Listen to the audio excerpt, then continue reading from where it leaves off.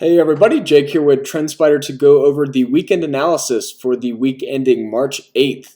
And we have some pretty big selling action here with a massive bearish engulfing candle on the weekly after quite a ugly hanging man type candle here afterwards. So the interesting thing is we did pull back all the way to the SMA 50 here, and so that is something to keep in mind. This has been an area of really both support and resistance as we made our way down in October into December. And it's just going to be interesting to see where this goes. Will this hold? Will it not? And we'll see kind of how XBI may be showing that we do have more downside left based on just the breakdown there. Now on the lower indicators, the percent range is breaking down. The RSI is also kind of breaking down and still in this downward trend. And the vortex indicator is starting to converge. So anytime the blue is over the red and kind of diverging and then it starts to converge, that can sometimes be a signal that the downtrend or uptrend is confirming. So when we had the cross here in October, that was when we really confirmed the downtrend here. And then when we had the red cross the blue here, that was when we confirmed the uptrend for 4 or 5 more weeks. So all in all, if we are converging here, that is something to keep in mind. But as long as we hold the SMA 50, that is showing some strong support. We do have the uptick in volume though to keep in mind going into next week. Now, if we wanted to go ahead and create an alert real quick, let's say that we wanted to do a breakdown signal.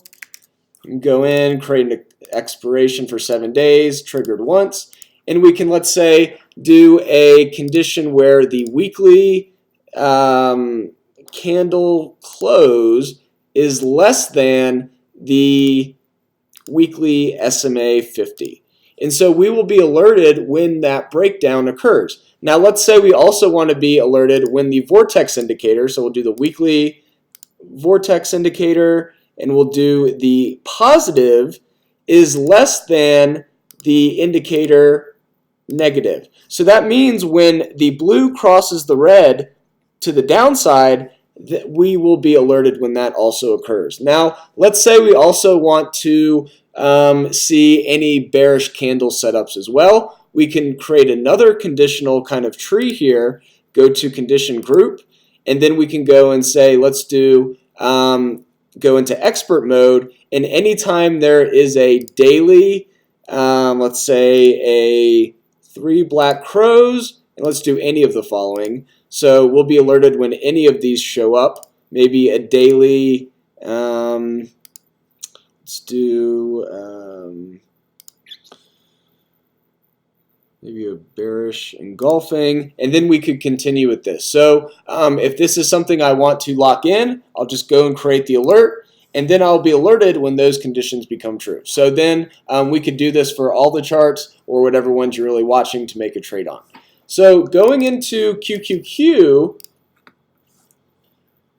we can see here that the SMA 50 also held here. So that is kind of a recurring theme between the two ETFs into the weekend. We do have a very similar kind of setup with the percent range breaking down, RSI breaking down after the continued downtrend here, and the vortex is converging again. So this doesn't always mean a breakdown, but the convergence is definitely something to keep in mind, especially as we hit this kind of top threshold here. And notice anytime we really hit this kind of 1.5 threshold, there's generally a decent pullback. So when we had it here in March or April of 2016, we had a pretty strong pullback after breaking down through the SMA 50. So we'll just have to see if this level really holds. Same thing, this was an area of kind of support and then resistance back in October to December, and now we're kind of holding this area as support.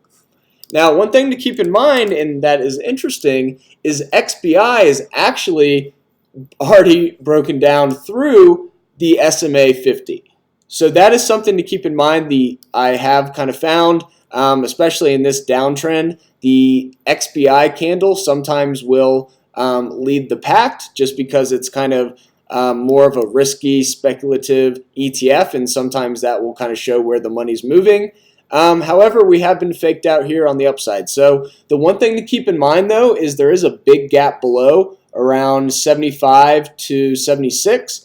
And, not always, but gaps do like to fill. and we can easily go here and show this. Let's see here. This gap right here.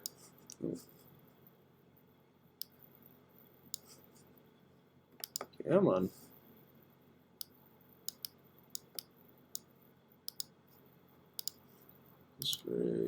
Oops, I just messed that up myself. So kind of this area right here is definitely an area where there is, if you will, a air bubble, kind of like what I like to call it, kind of in price. So there's kind of this area where there's no support below, and sometimes prices like to gravitate towards these areas, either to the upside or the downside. Notice that we filled this gap below from a couple weeks back, and if we do continue to see increased selling as we did this week with the uptick in volume, that could be a telling sign for where we're going. Now, we'll just have to see what happens, but this is the update we have into Monday. What is Monday? The 11th? And we'll see what happens. We do have some pretty bearish signs, though. However, please note that I am not a financial advisor, a broker, anything like that. We are just trying to kind of show how our charting platform works and the different features. So make sure to definitely check out our new alert system, create your own conditional criteria, and remember, if you want to use multiple time frames, go into expert mode. That will give you the ability to use any time frame here to create an alert. Thank you so much, everyone, for listening in. Have a great weekend, and we will be in touch. However, I will be traveling in the next week and a half, so if there are not any videos until then, have a great time trading, and hopefully the markets are a little better than they have been lately. Thanks.